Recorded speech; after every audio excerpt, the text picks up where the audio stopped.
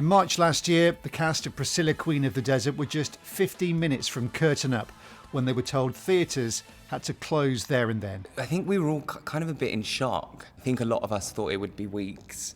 Some of us thought months, but I don't think anybody anticipated it would be as long as it was. Just to watch friends and colleagues and choreographers and directors just all lose our livelihood, to have it stripped away was quite sad and painful to watch.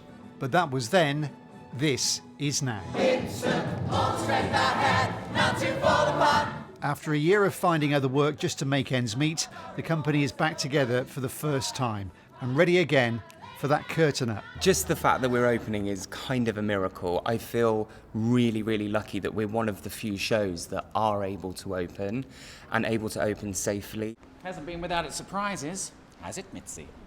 But it's not quite as planned. Priscilla was due to open at the Everyman on Monday to full capacity. The delay to easing restrictions has changed that. I'm in a profession where I wish they hadn't done that, but I understand the reasoning behind it. I don't understand, if I'm going to get political, why huge crowds can go to a football match or other, and theatres always seem to be segregated.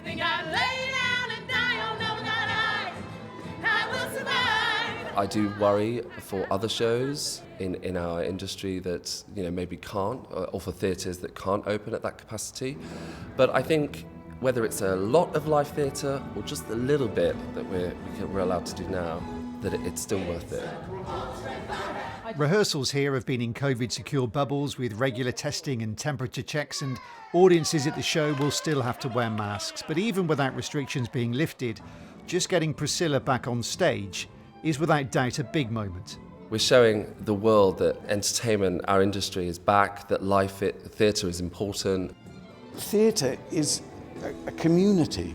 People are up for it. You can only do so much watching on your own with a bottle of wine and then thinking, where am I going? If you go in and you've got with friends and you share it, it's a whole different ballgame. So full capacity or not, the show is ready.